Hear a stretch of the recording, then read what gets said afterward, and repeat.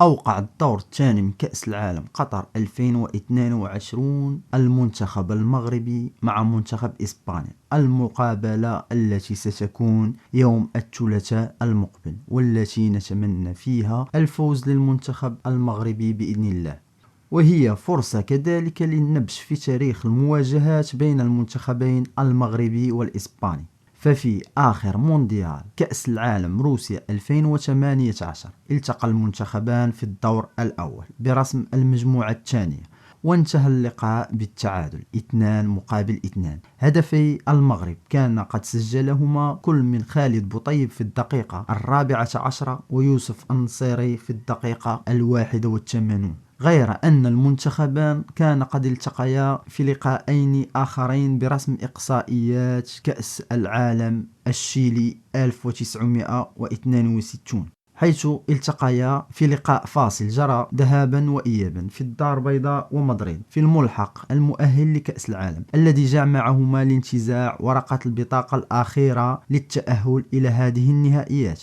جرت مباراة الذهاب في ملعب الدار البيضاء في 12 نوفمبر 1961 أمام أزيد من 25 ألف متفرج حفت بهم جنبات الملعب في الدار البيضاء. قاد المباراة الذهاب الحكم السويسري دانييل ميلي، وشهدت أطوارها ندية كبيرة بين الجانبين، لكن المباراة كانت قد انتهت لصالح الإسبان بنتيجة 1-0، حيث سجل الهدف ديل سول في الدقيقة 80 من عمر المقابلة.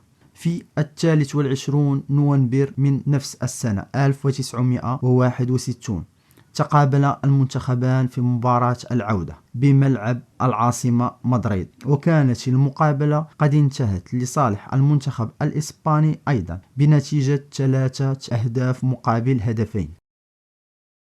كما التقى المنتخبان المغربي والإسباني في عدة مقابلات ودية، تقريبا 13 مقابلة كانت كلها لصالح إسبانيا، تقريبا 13 مقابلة باستثناء مقابلتين انتهتا بالتعادل بين المنتخبين، هما مقابلة سنة 15 من شهر 5 1960 والتي انتهت ب3-3، كما انتهت إحدى المقابلات في سنة 1968 بالتعادل السلبي بين المغرب وإسبانيا. أما أكبر نتيجة فكانت في مقابلة 1992 والتي انتهت بهزيمة المغرب ب6-0. نتمنى حظ أوفر للمنتخب المغربي للانتقام والفوز بهذه المقابلة، ويكون أحد المنتخبات الإفريقية التي تجاوزت الدور الثاني إلى دور الربع، ولما لا النصف أو النهاية. إذا أعجبك الفيديو لا تنسى لايك والاشتراك في القناة.